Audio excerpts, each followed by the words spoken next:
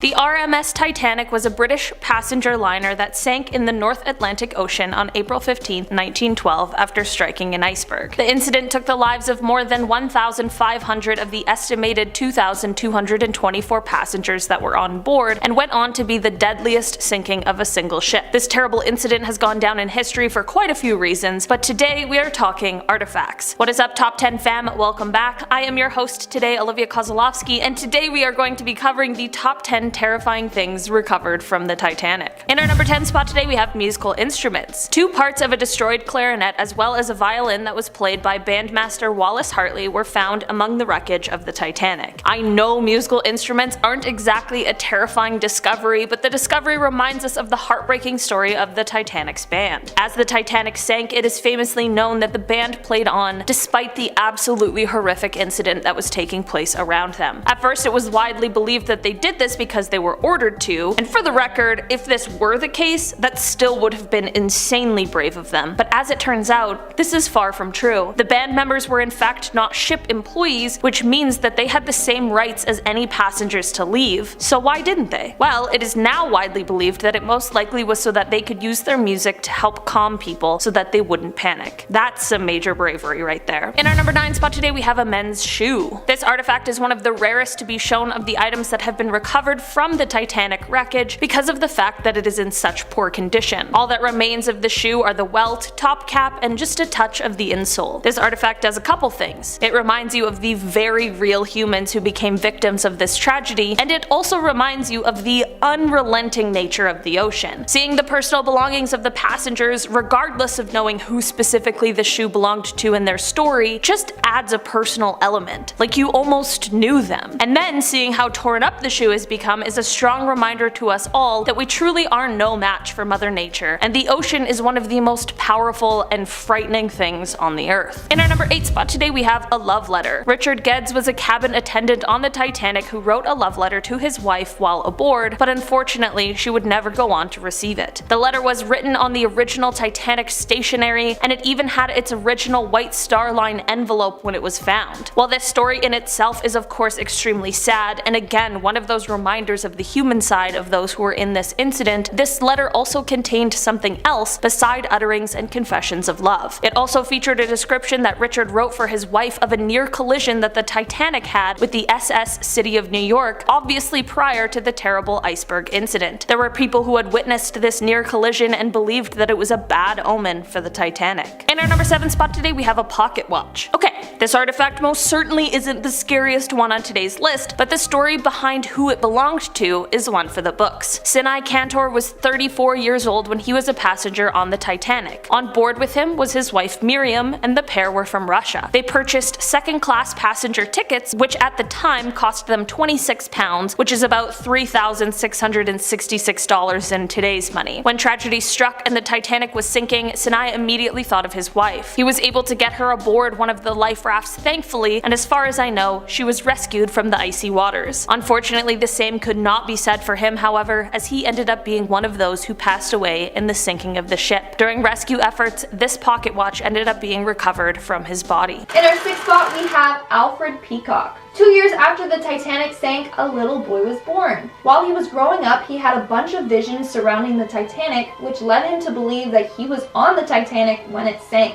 He claims that he remembers being a 2-year-old boy on the ship with his family, his mom, and his little sister. When he got older, he began to remember more details, like staying in the 3rd-class cabin. He also recalled that his name started with the letter A and ended in ED, which led him to believe that his name might have been Alfred. Upon looking at the Titanic passenger list, he discovered that there was a boy named Alfred Peacock. Alfred was on the Titanic in the 3rd-class cabin with his mom and sister, just like the boy claimed. We are now at our 5th and halfway mark with the devoted wife. When a woman named Amanda was just 19 years old, she began to have memories of her being on the Titanic. She remembers that she was a 1st-class passenger named Julia, traveling with her family. While aboard the Titanic, she met a fellow whose name is either Marcus or Mark, who eventually turned out to be her husband. They both met aboard the Titanic and fell in love fast. When the Titanic was sinking, they both managed to survive by getting a lifeboat. They stayed in contact afterwards and eventually got married. In fact, she was at an antique store one day and saw an antique silver mirror and brush set, which triggered the memory of her using one while getting ready for her wedding. What I find fascinating though is that Amanda claims she hasn't had a boyfriend because she feels like no one treats her as well as her past husband did. That is so cute. Like, their love is just eternal. Like, she still loves him many lives later. In our fourth spot, we have the dreams. Back when this individual was in 3rd grade, she would have dreams of a bright room filled with fancy dressed people dancing. She remembers walking through the ballroom and seeing a grand staircase. Then she would wake up from the dream. She never thought anything of it until at school she watched a documentary on the Titanic. This documentary showed the ballroom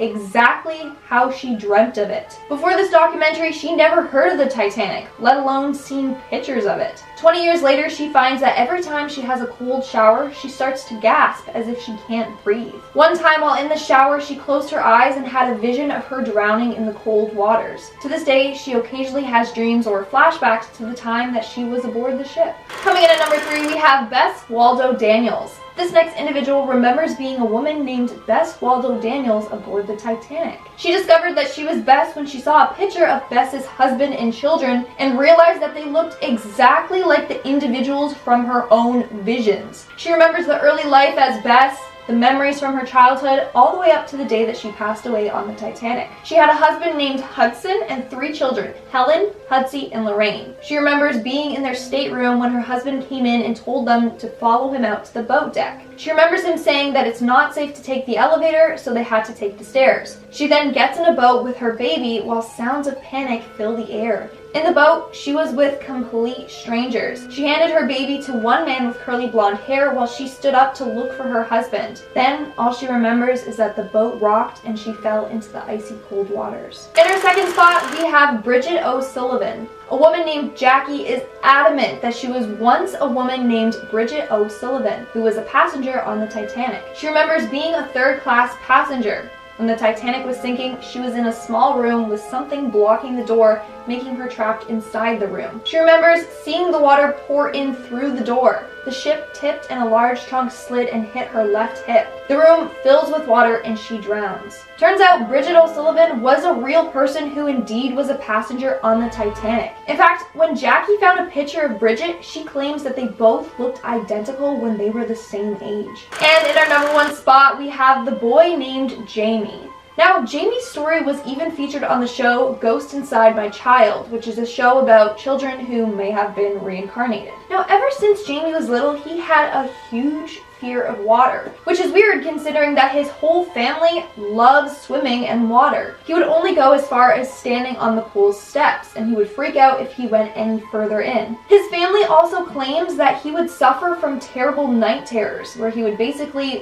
wake up, panicked, and would sprint around the house into each room, as if he was trapped and trying to find his way out. This would happen almost every night. Now, it doesn't stop there. One time when Jamie was learning to ride his bike, he said he remembers seeing his mom ride her blue bike. Well, apparently when his mom was little, she would ride a blue bike, but never when she was older. When his mom asked how he knew this, he said, "There are windows in heaven, Mama." Whew. There were also other unusual things about Jamie. Around the age of 4, he would say port and starboard instead of left and right. And he would also say some words with a slight English accent. One day, Jamie ended up watching the ending of the Titanic thanks to his babysitter. And this heightened everything. From there, he would constantly draw images of the ship, some containing great detail showing the different levels and all the rooms. He even knew facts about the ship that a 5-year-old possibly couldn't have known. Like how one time he drew a ship with 4 smokestacks, but he only drew smoke coming out of 3.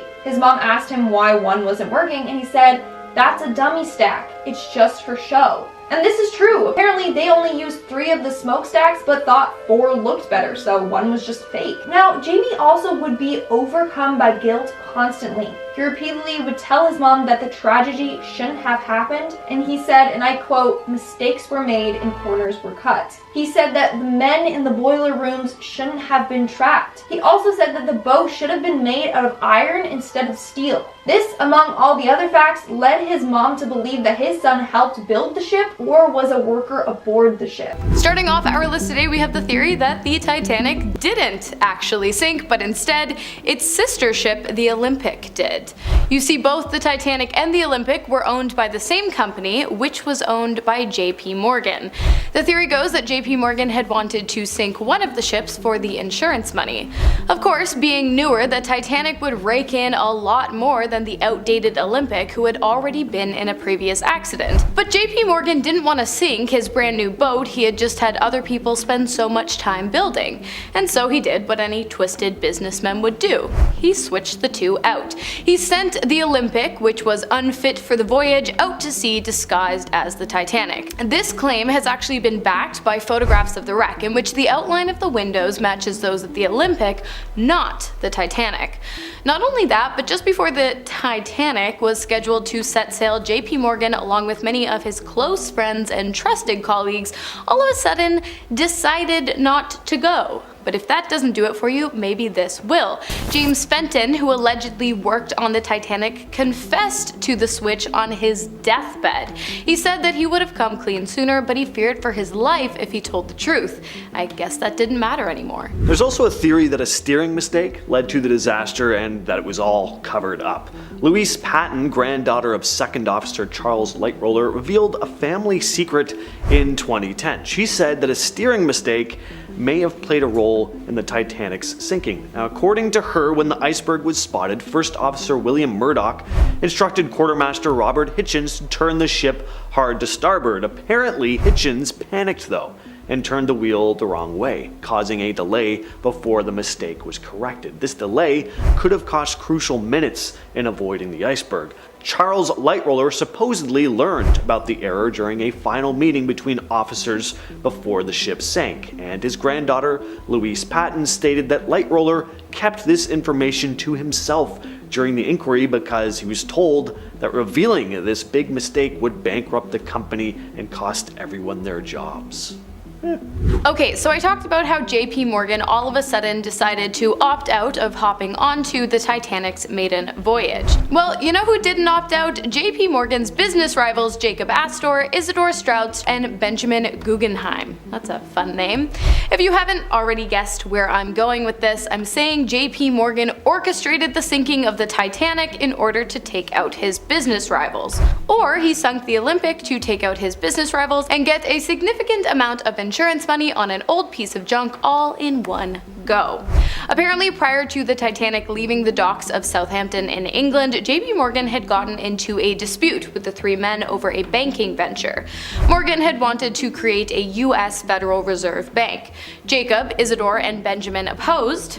They died, and a year later, under JP Morgan's influence, the bank opened. Coincidence or cold-blooded killer? In our number 6 spot today, we have the inspection card. This inspection card once belonged to a woman named Marion Meanwell. What could possibly be worrisome about an inspection card? Well, it shows how Marion was not intended to be on the Titanic, but by some turn of events, she unfortunately found herself as one of the passengers. The card shows that she was originally meant to be traveling on a ship called the Majestic. For some reason, the trip she originally had planned was delayed, and she instead was assigned to the ill-fated Titanic. You can see that the word Majestic was crossed out on her card, which shows us the change in plans. If only people were able to see what was about to strike and could have warned her. In our number 5 spot today, we have the Titanic radio. Okay, don't yell at me. This is a piece of the ship that has not yet been recovered, but it's the focus of much debate on whether or not it should be retrieved from the wreckage. Known in 1912 as the Marconi wireless telegraph machine, the radio on the Titanic sent distress calls to nearby ships that ended up saving the lives of 700 people in lifeboats. Despite how many people died in the Titanic tragedy, many of their bodies have never been recovered, which is why there were debates about whether or not to retrieve the artifact, because of the fact that there might still be remains located in the same area as the radio is. Lawyers have argued against the recovery of the radio because the dive plan did not include the prospect of there being human remains located down there. It also was argued because in order to retrieve it, they would need to cut into the ship's radio compartment, which was strongly opposed by preservation advocates. As of right now, it appears as though the dive to retrieve the radio will still occur, but it isn't exactly clear when. This radio would be a very valuable artifact, but it also would hold an eerie tale of exactly when and how the radio was used during the final moments of the Titanic. In our number 4 spot today we have the telegraph. Separate from the radio we just talked about, the ship's telegraph machine was recovered in 1987, and this was used to relay commands to the engine room. So it was used as a communication device on board rather than to communicate with other ships. This telegraph machine is likely the one that was used to communicate to turn away from the iceberg in the North Atlantic Ocean. Unfortunately, these commands came way too late as the ship struck the iceberg only 37 seconds after it was finally seen, and we all know what happened next. This telegraph was actually part of a Titanic auction that featured over 5,000 recovered artifacts that were selling for a combined some $200 million. In our number 3 spot today we have the bell. The bell from the crow's nest of the Titanic was recovered from the wreckage and returned to land, where it now resides in the Titanic Museum. The eerie story behind this bell is that it would have been the one that was rung 3 times by the lookout, Frederick Fleet, in order to attempt to warn of the iceberg that was ahead. Frederick, as well as the other lookout who was with him, Reginald Lee, both ended up thankfully surviving the incident and went on to later explain what happened from their point of view. They explained that if they had been given binoculars to assist with their job, they could have seen the iceberg sooner. When asked how much sooner, Frederick replied, "Well, enough to get out of the way." In our number 2 spot today we have the Big Piece. This was a 15-ton section of the Titanic that ended up being recovered from the ocean floor. The wreckage of the Titanic was not found until 1985 when oceanographer Robert Ballard was doing a secret underwater expedition. The Big Piece is about 26 by 12 feet and it was once a section of the ship's starboard side hull. This piece also has a part of the original support beam that attached this piece to the frame of the ship. It is said that where this piece was located on the ship, basically everything else around it was absolutely obliterated when the ship split in two. This artifact is said to be the reminder of the most violent aspect of the sinking of the ship, which is a horrifying thought. It was found among many other smaller pieces of the ship that had all been broken up. In our number 1 spot today we have this cherub statue. In the remnants of the Titanic, they recovered a broken cherub statue that once found its home on the grand staircase of the Titanic. Aside from cherubs just being kind of creepy in general, there's something exceptionally eerie about this piece of religious iconography being at the center of such a huge disaster, as well as being found among the wreckage years later. Cherubs are usually known as bearers of the throne or creatures who attend to God, so it's just a little creepy to have one at the scene of a terrible disaster, as well as it making through all of the years and years that the Titanic was underwater waiting to be found. Kicking off list at number 10, first class.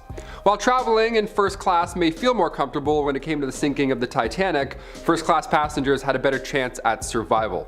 Just over 200 first class passengers survived out of the 324 souls traveling in first class during that fateful voyage. If you've seen the James Cameron film, you know women and children were first to board these lifeboats, and then it was first class men. By that point, there were a few lifeboats left, which I'll get into later on, that's a whole thing. But second class and third class, their chances at survival were not great.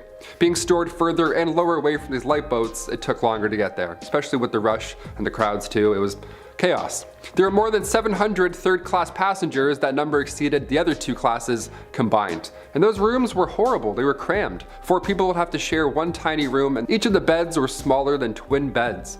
So when it comes to evacuating quickly, sadly these passengers had the hardest time getting out. Number 9. Locked doors. Ellen Hakarian was aboard the Titanic April 15, 1912, and back in September 1987, Tanky magazine published her survival story. It was titled Going Down with the Titanic in Third Class. Ellen and her husband Pekko decided to leave Finland and start a new life in America. The night of April 14th, after the couple had returned to their cabin and got settled in, they heard a loud scraping sound and the engine started to act up a bit. Pekko left the room to go and see what was going on. The hallway was tilted by time Ellen poked her head out moments later once she heard a ruckus in the hallway. There was then a knock at the door and one of her friends from Finland came and they said the ship was sinking, but Pekko was nowhere to be seen at this point. He was still gone. Her friend asked how did he get out of the passageway in the first place because all the doors are now locked. I was confused, I didn't know what to do next, and after a few moments I grabbed my purse and life jacket and ran out to the passageway. The door was locked. All the doors were locked. A steward finally came along to guide the crew to the third deck where they were taken to the Carpathia. They didn't arrive to a safe ship until the sun was up the next morning, and after losing her husband and all of her belongings, Aileen received $125. That's horrible. After that entire night, they're like, here's some money. That would be around $4,000 now, which is not enough to fix anything. Number 8. Record time. It's been noted by many survivors that the Titanic was traveling quite fast, faster than anything they've experienced before. Well, that's because the ship's captain, Edward J. Smith, was trying to beat the crossing time of the Titanic's older White Star sibling. Now, there were already concerns about icebergs at this point, but the fact that the captain still went ahead at full speed, regardless of all the oncoming icebergs, well, sure didn't help. Astronomers at Texas State University at San Marcos discovered something cosmic that may have had something to do with the sinking of the Titanic that night. The alignment of the sun, the moon, and us on Earth could have created higher than normal tides in the Atlantic Ocean around January 1912. So by the time the Titanic was whipping through months later, icebergs that used to be stuck in the Labrador Sea could have gotten in the way. It also would have helped to see the iceberg approaching from afar. But number 7, no binoculars. On the night of the collision, binoculars were locked up the entire time. Of course, this could have possibly changed history, so why weren't they used? Where were they? Well, the key to the lockup was being held by Officer David Blair. Only before the Titanic's departure from Southampton, Officer Blair was pulled from the crew.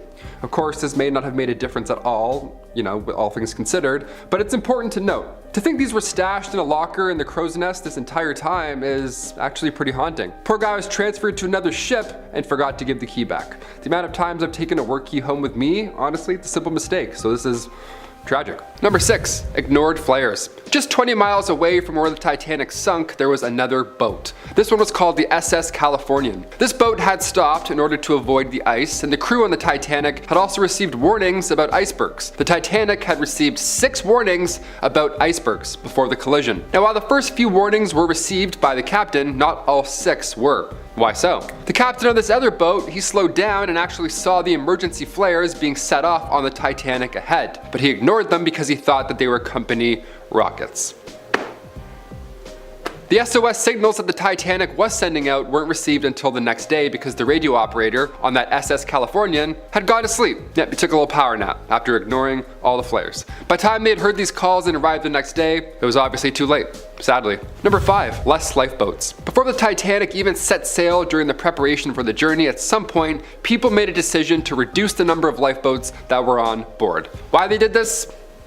Beats me, I don't know. They did this because they didn't want to clutter the deck, which is truly trivial when we're talking about the safety of, 2,208 passengers that were on board that day. The number of lifeboats ended up being reduced to just 20, with an additional 4 that were, collapsible. So 24-ish lifeboats, 2,208 passengers. Doesn't add up. It's a terrible ratio. Which means they should have had time to launch every single one, but this would still be only enough for half the passengers on board. It was cursed from the get-go. And as you may or may not know, during the sinking of the ship, not even all the lifeboats were able to be launched as everything happened too quickly, and it was chaos. There are quite a few lessons that can be definitely learned from the sinking of the Titanic, because the more we learn, the more we realize that safety precautions taken for these ships simply were just not up to par. It wasn't really about the iceberg.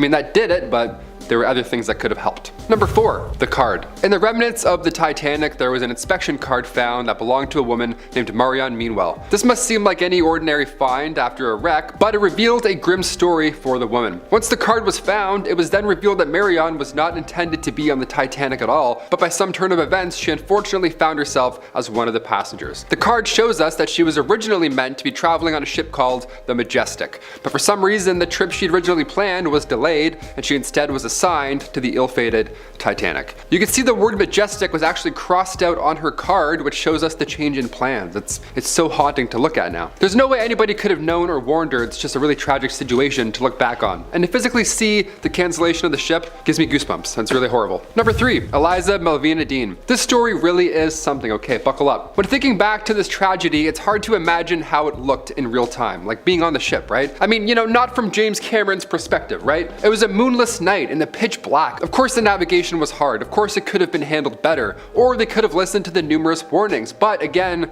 it was pitch black. This is what the iceberg looked like in real life. Eliza Dean was only a newborn on the Titanic. Her parents were on the way to the States with everything that they owned packed up in their luggage. See, Eliza's father was actually on the deck at the time of the collision, so he saw the ship hit that iceberg. How terrifying is that? But in doing so, he knew in that moment, get the family, hit the deck, something bad's gonna happen. Even as third-class passengers, they were thankfully some of the first on the lifeboats, which is incredible seeing as what I said earlier. It was Eliza, her brother, and her mother. They all got aboard safely, but her father, of course, never made it off, which is terrible, but his quick thinking saved his family. Number 2, John Jacob Astor. As the ship was sinking, the first-class passenger, John Jacob Astor, he put his young wife on one of the lifeboats and he was about to get in with her when he immediately saw 2 terrified children standing behind him. And it happened. He instead gave up his spot and let those other 2 children on the boat, which is just noble, it's brave, it's heroic. It's something that you ask yourself, could I do that? If it actually were to happen, would I have the willpower to do that? I hope so. This is absolute bravery. One of the Titanic survivors, named Philip Mock, saw John in one of his final moments later on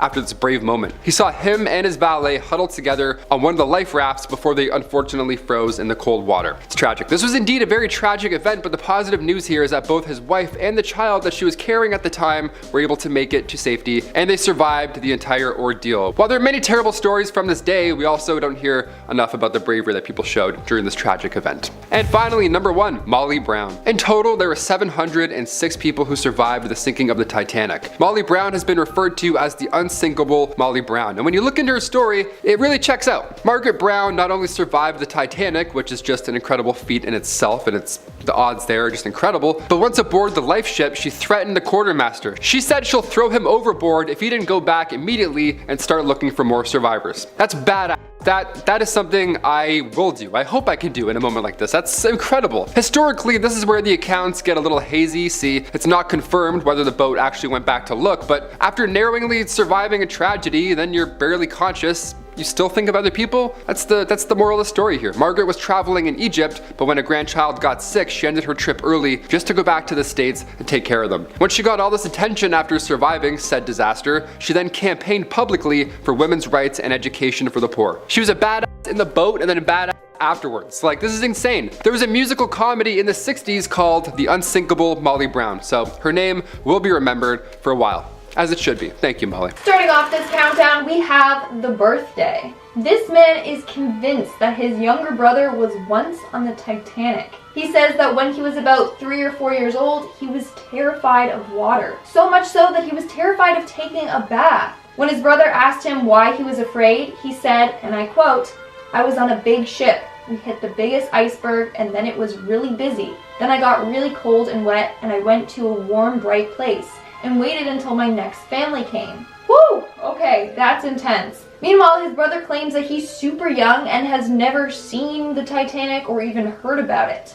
The strangest thing about this, the Titanic sank April 15th, 1912. His brother was born April 15th, 1992. Same day, several years later. Moving on at number 9, we have the little girl. This next woman has very vivid memories of being a little girl on the Titanic. She states that she remembers the night that it all happened. Her parents were getting dressed up in fancy clothes. She was sitting on her bed in a frilly dress, waiting for them. When they get to the dining room, a man with a mustache takes her hand and kisses it and says, and I quote, "Such a pretty little girl. Someday you are going to make a man very happy." In the middle of the night, she claims that she heard 3 people talking before her mom rushed into her room and told her nurse/caretaker to put on her coat. They go out to the deck where they see people trying to get in lifeboats. She ends up on a boat with her mother, but they get back off of the boat to go find her father and the nurse. Eventually, they're stuck on the Titanic without a lifeboat, and she remembers it slowly sinking. She remembers sliding into the cold water and sinking down into it, where from there, everything just went black. In our 8th spot, we have the engagement ring. This next woman claims that when she was 12, she started getting memories of her being on the Titanic. She states that she would often be overwhelmed by a claustrophobic feeling and a rocking sensation, as if she was on a small room on a ship. Now, one day she ended up watching a history program on the Titanic. That's when she would see clips of passengers aboard the Titanic. The woman would clearly recognize them and remember their names before the film even mentioned who they were. She eventually visited a Titanic exhibition in Copenhagen. When she saw the reconstruction of some of the cabins, she immediately felt ill and she felt that same walking sensation. Now, the freakiest part is when she saw a ring in the exhibition which supposedly belonged to an unidentified female traveler. She immediately felt a connection to that ring and knew that it was her engagement ring. Coming in at number 7, 7, we have Charles Lightroller. This next individual remembers being Charles Herbert Lightroller, a Royal Navy officer and the most senior member of the Titanic crew to survive the tragedy. This man remembers walking down the grand staircase and seeing all the beautiful gowns. He also remembers being on the Titanic's bridge. He always felt a connection to the Titanic and he knew that he was once on it. That's when he discovered a picture of Charles and immediately felt connected to it. He knew that that was himself. What's freaky is that in June of 2001, this man met a woman at a coffee shop while he was writing a novel about the Titanic. She came to him randomly and said, "You, my dear, were on that ship. I see you as a tall, strongly built man wearing a dark jacket with brass buttons and a white cap with a black visor." She then proceeds to flip through one of his books he had, points to a photo of Charles, and says, "That's you." Okay, that is so creepy how this random woman knew. He eventually went to the Titanic exhibition in Seattle to try and bring back more memories. That's when he was flooded with them. He remembers seeing himself in a uniform and he could even hear the music playing while he saw couples dancing in the ballroom. One of the more unexpected things on board the Titanic was opium. Well, maybe not entirely unexpected. Back in 1912, it wasn't illegal the way it is now. It was used in medicine and sometimes carried as part of someone's personal belongings. It was also worth a lot of money. The Titanic had all kinds of high-end cargo on board. Perfume, fine china, there were even ostrich feathers.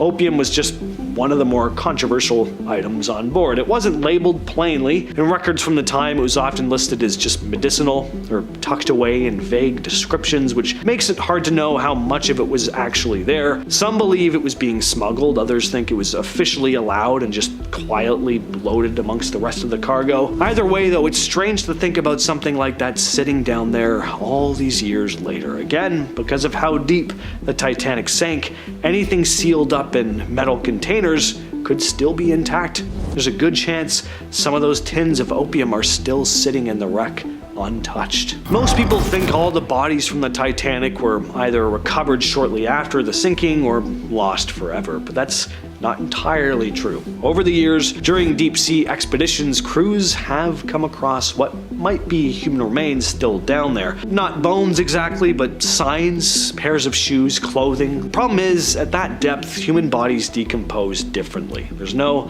light, no oxygen, and the pressure is extreme. Flesh and bone break down pretty quickly, but leather and fabric often don't, so in a few rare spots, it looks like someone just vanished out of their clothes. One of the most talked about cases happened during a 2004 NOAA expedition. Cameras spotted what looked like a partial body still clothed near the stern section, but out of respect, no one disturbed it.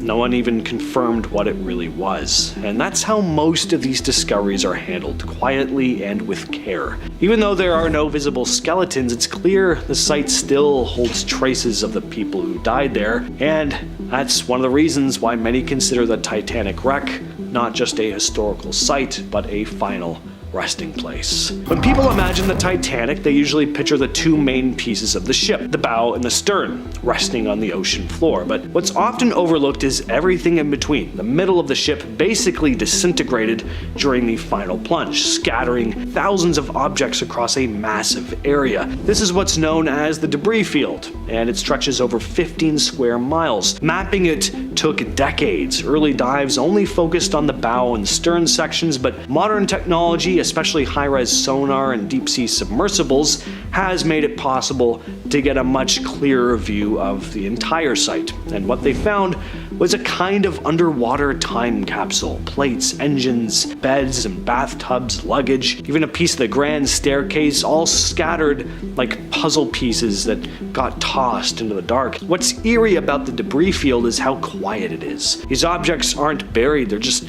sitting there untouched right where they landed in 1912. Some of it is even surprisingly well preserved. In recent years, 3D scans have helped map every inch of it in incredible detail, giving researchers a better sense of how the ship actually broke apart. The debris field might not be as iconic as the ship itself, but it's just as important. It's where most of the Titanic story, especially the final moments, actually played out. So we talked about how iconic the bow of the Titanic is. I haven't even seen the movie, but the the image of Leonardo DiCaprio and Kate Winslet on the bow with their arms stretched out. That'll always be etched into my brain, at least until dementia sets in, hopefully not for a long time. When people first saw the underwater footage, they were surprised by how intact the bow looked from a distance. The railing was still there, the anchor, chains, the mast, but once the submersible got closer, it became clear this thing had been through hell. Most striking is the way the deck collapsed inward when the bow slammed into the seabed at high speed and the sheer force crushed part of the forward deck like a soda can. The steel folded, giant beams snapped, rooms were flattened, and entire sections of the hull caved in from the impact. The bow basically torpedoed into the mud at over 30 miles per hour. One part that really drives it home is the collapsed officers' quarters near the top of the ship. That was once this well-lit command center, now it's twisted metal and debris. Some of the interior walls are peeled back like paper, and even though this part of the ship held up better than the stern, it's still slowly falling apart. What we're seeing today is already just a shadow of what it was when they found it back in 1985, and eventually it will be completely unrecognizable. One of the most dramatic and misunderstood parts of the Titanic disaster is the way the ship broke apart. For years, survivors gave these conflicting reports. Some swore the ship sank in one piece, others said that it snapped in half. It wasn't until the wreck was discovered in 1985, bow and stern lying separately on the ocean floor, that we had proof it definitely broke apart. But even then, the how wasn't totally clear. The two main pieces are separated by about 1,600 feet, and in between is that massive debris field full of twisted metal and shattered furniture. What's wild is how violent that final break must have been. Modern reconstructions show the Titanic bending upward at this steep angle, possibly as much as 30 to 45 degrees, until the hull gave out between the third and fourth funnels. The stern whipped back down, then rose again before plunging. Some experts think the stern may have spun like a helicopter blade as it fell, which could explain why it's in much worse shape than the bow. It got torn apart on the way down. The Titanic was almost 900 feet long. That's a lot of weight to hold in midair with one end in the ocean and the other sticking up. The stretch was too much, and in the end the ship didn't just sink, it snapped in half like a twig. Well, it probably makes sense to finish off by talking about the discovery of the Titanic wreck itself. For decades, nobody knew exactly where the Titanic went down. Survivors gave estimates, but the ocean is huge and deep, and the technology just wasn't there yet to really look for it. That all changed in 1985, when the wreck was finally found, but not for the reasons most people think. The expedition was led by Robert Ballard, but it was actually part of a secret US Navy mission. Ballard had been tasked with checking on the wrecks of two nuclear submarines, the USS Thresher and the USS Scorpion. These were Cold War subs, and the Navy wanted to know what kind of condition they were in without tipping off the Soviets. Ballard agreed, but only if they let him search for the Titanic afterward. The Navy said yes, and that's exactly what happened. Once Ballard finished the secret part of the mission, he used what he learned from studying the sub-debris fields to help him track down the Titanic, and it worked. On September 1st of 1985 at around 1 a.m., the first blurry images came in. A boiler, then a hull plate, then the bow. They had found it, about 12,500 feet below the surface, more than 370 miles off the coast of Newfoundland. The discovery was a turning point. It confirmed that the ship had broken in two, settled deep in the Atlantic mud, and stayed mostly untouched for over 70 years. One of the more unexpected pieces discovered in the wreck of the Titanic was a bronze statue, a replica of the Diana of Versailles, the Roman goddess of the hunt. It originally stood above the fireplace in the ship's first-class lounge. The statue was part of the ship's push to feel less like a passenger liner and more like a five-star hotel. The Titanic wasn't just built for getting around, it was meant to look nice, really nice, and this statue is one of the best examples of this. But after the ship broke apart and sank, most people assumed the statue would be lost forever, but in deep-sea footage taken many decades later, explorers spotted this figure half buried in silt, and it was still mostly intact.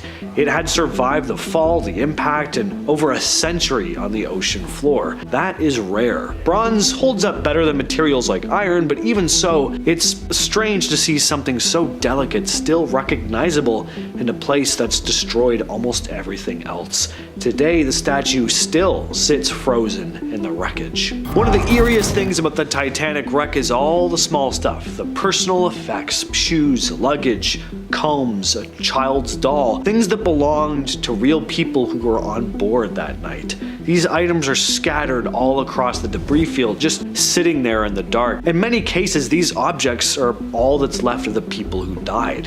Human remains are extremely rare to find, but a lot of their stuff is still down there. Shoes in particular show up a lot. Leather holds up surprisingly well underwater, and many pairs are still sitting exactly where their owners fell, sometimes in matching pairs, sometimes alone. It's haunting to say the least. One of the most famous examples is a pair of shoes next to a coat, lying side by side in the mud. Kind of makes it look like someone just disappeared out of them. There are also unopened suitcases still full of clothes and personal items. Because the Titanic sank so deep, about 12,500 feet, there's no current or light to disturb anything. These artifacts are a big reason why the wreck is treated like a gravesite.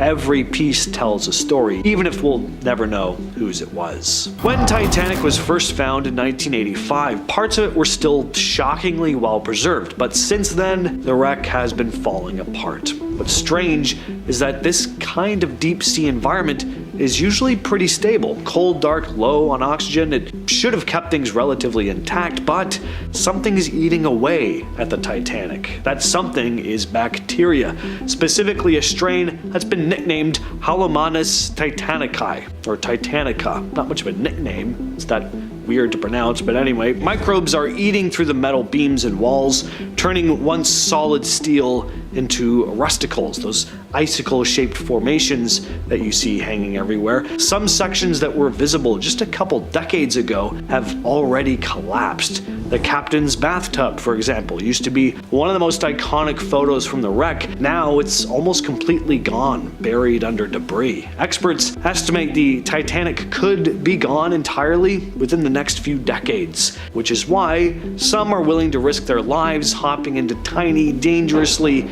ill-tested submersibles to check the wreck out before it's gone for good.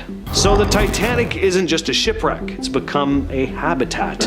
Over the last 100 years or so, it's turned into a deep-sea ecosystem, home to organisms that don't exist anywhere else on Earth. As I've said, there's lots of bacteria, some of it totally new to science. There's a whole community of microbes down there surviving in complete freezing darkness. What's weird is that the Titanic has become both a monument and a meal. This ecosystem wouldn't exist without the ship, but it's also slowly destroying it at the same time. Kind of a cycle.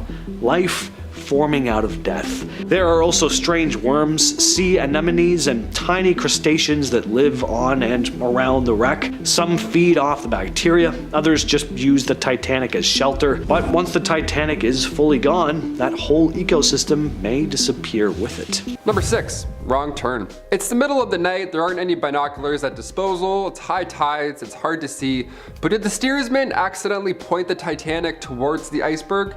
Well, back in 2010, Louise Patton said this story was passed down from her grandfather, who just happened to be the most senior ship officer that survived that disaster. Apparently what happened was the iceberg was seen, and of course there was little time given the speed of the ship at that point, so command immediately issued to turn hard starboard. That command was passed down a line like broken telephone. It was screamed past multiple people, so eventually the command was received as, make the ship turn right, rather than push the tiller to the right, which would have made the ship go left.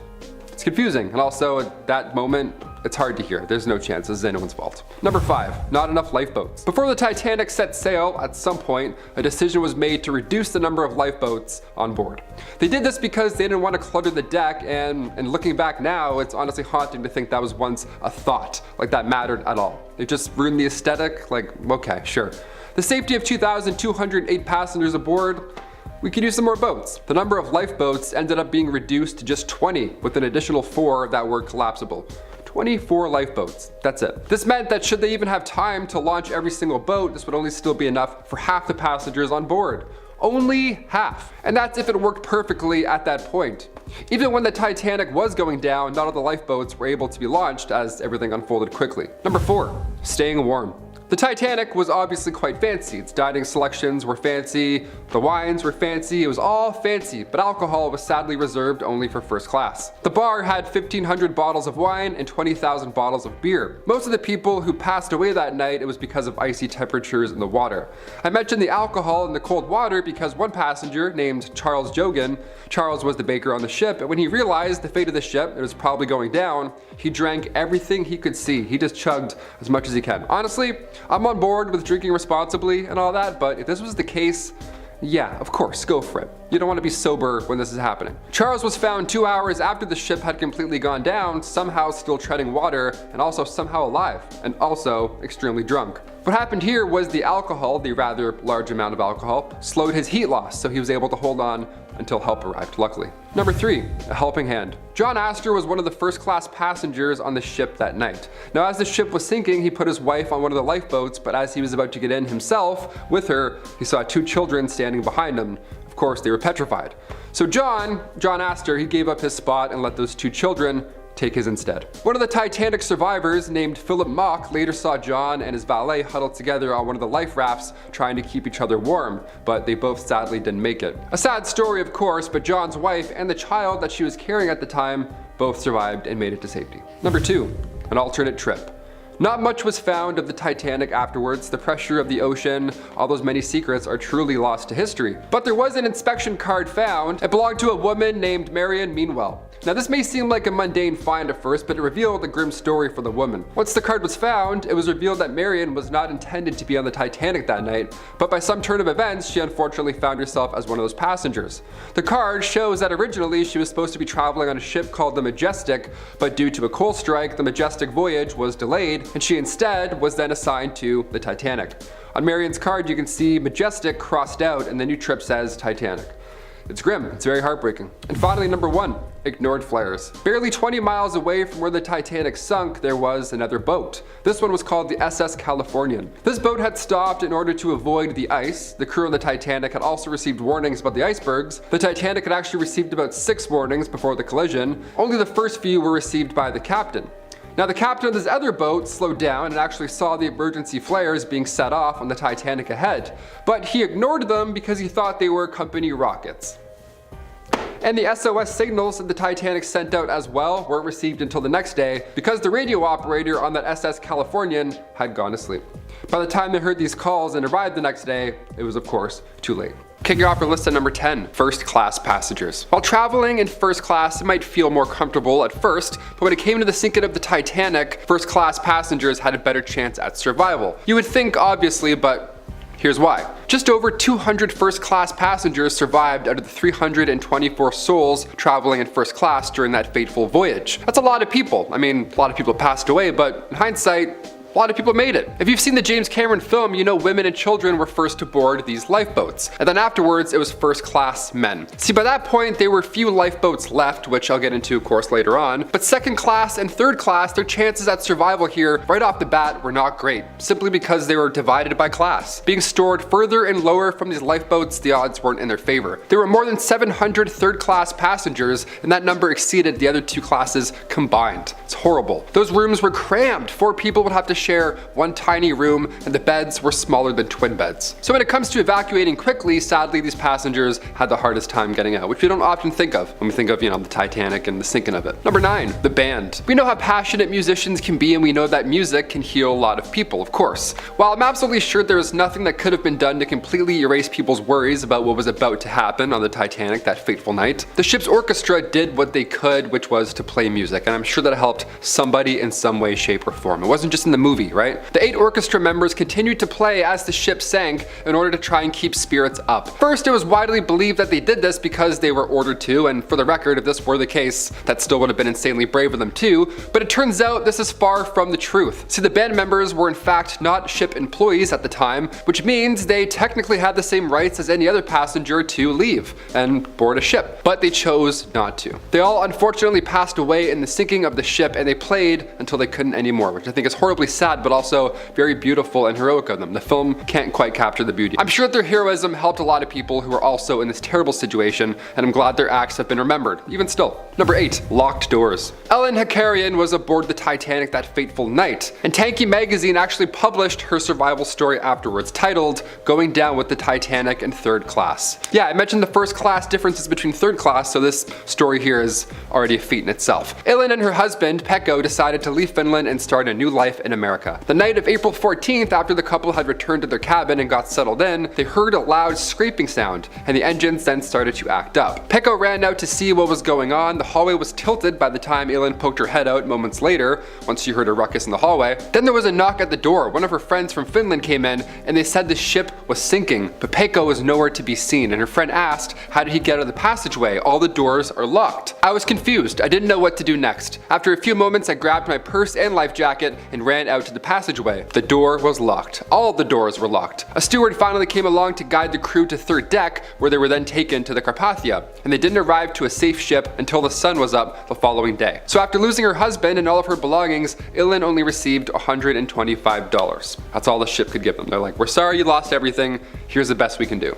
That's it. Number 7. No binoculars. On that fateful night of the collision with the iceberg, binoculars were locked up the entire time. Now, of course, this could have changed literal history had they have been used, but why weren't they? The key to said lockup storing the binoculars was being held by Officer David Blair. Only before the Titanic's departure from Southampton, Officer Blair was pulled from the crew. Now, of course, this may not have made a difference at all, but it's important to note. To think that these were stashed in a locker in the crow's nest the entire time is haunting now when you consider the history of it. The poor guy was transferred to another ship and forgot a key. The amount of times I've forgotten a key or taken a work key home by accident, I mean, it's a simple mistake, but in this case, tragedy, really. Maybe the Titanic just wasn't as great a ship as it was made out to be. An unsinkable ship that sinks on its maiden voyage? It's pretty sad stuff. Sounds like there may have been some structural weaknesses involved. There were a few things that might have made it more vulnerable to sinking. One biggie was the way it was built. The Titanic was supposed to be super strong, but it had this design flaw where it wasn't divided up properly inside. Normally ships have watertight compartments to keep water from spreading if there is a leak, but the Titanic's compartments weren't sealed off all the way to the top, so when it hit the iceberg, water sloshed all over the top and flooded into areas that it shouldn't have. Another issue was the quality of the materials. Some folks say the steel used to build the Titanic wasn't as good as it could have been. It could break more easily, especially in super cold water like the North Atlantic. So when the iceberg hit, instead of bending or absorbing the impact, the steel just cracked, making the damage even worse. And then there's the whole deal with the rivets. The ones used on the Titanic might have been weaker than they should have been. When the ship hit the iceberg, it put a lot of stress on those rivets, and some of them might have popped out, making it easier for water to get in. Another theory is that a coal fire in the furnace room caused the ship to accelerate to a speed which made collision with oncoming icebergs unavoidable. The theory goes that a pile of sorted coal begins slowly burning with no smoke or flame, but burning nonetheless on the floor of the furnace room, and so to avoid a fire breaking out aboard the ship, the coals were placed into the furnace. What at first seems like a great idea soon turned into disaster. As the extra coals burned, they caused excess steam to form, which in turn caused the ship's speed to increase uncontrollably as the vessel raced forward directly into an iceberg-infested body of water. This is one of the most respected theories, actually, behind the reason for the Titanic's demise, other than poor navigation, of course, as it has been supported by records that show that a fire had in fact broken out in the Titanic's forward bunker, which would have likely been caused by the excess of coals added to the furnace not long before the ship went down. Whether or not this was intentional, however, is still up for debate.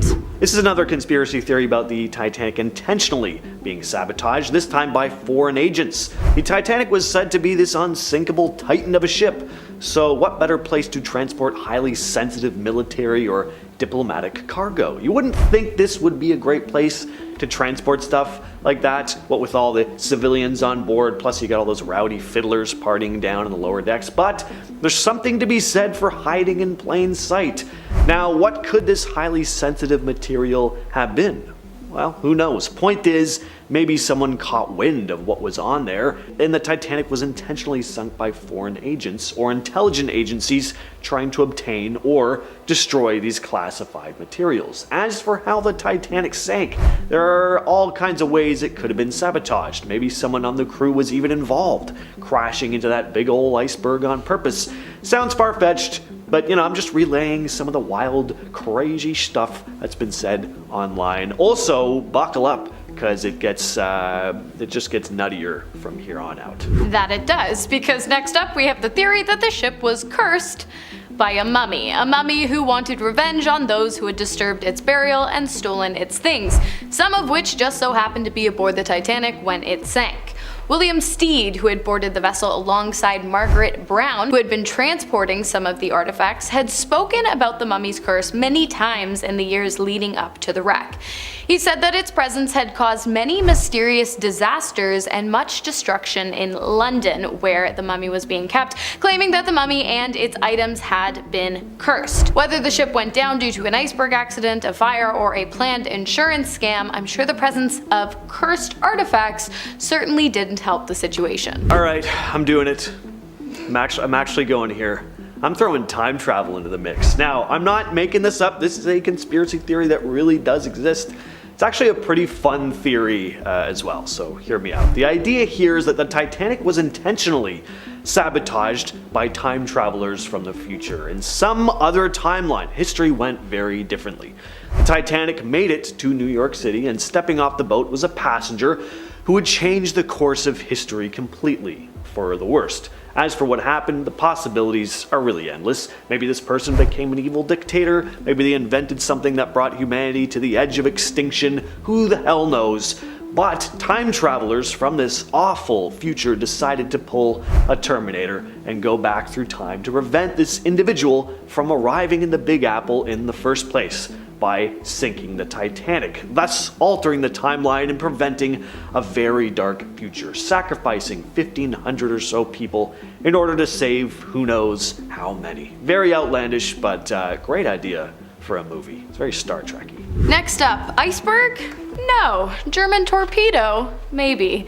Going off what James said about foreign agencies possibly targeting the Titanic. Some people actually believe that prior to World War II, German U-boats had been deployed around the waters of England in order to keep close watch on their British adversaries. It is possible that one of the boats dedicated to keeping tabs on the Brits accidentally, or perhaps purposefully, fired one of their weapons at the Titanic. Perhaps it wasn't an iceberg that caused damage to the ship's starboard hull, but instead a massive torpedo fired from the ship of foreign enemies. Survivors of the wreck did report a vessel lurking miles away from the ship until the early morning, and thought it odd that it never came to aid in rescue efforts. While this one is pretty far out there, when it comes to the Titanic, really anything is possible, including time travel apparently. And hell, maybe they were hired by JP Morgan. I mean, he did have extensive business dealings with the German government, so is it really that far-fetched?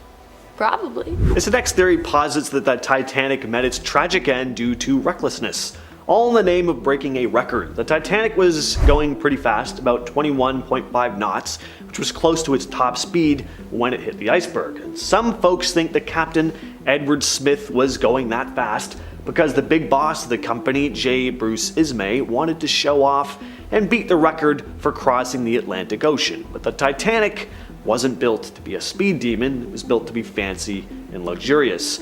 But was this high speed a contributing factor in the ship's demise? Very possible. The impact may not have been as severe, and they may have been able to get out of the way faster.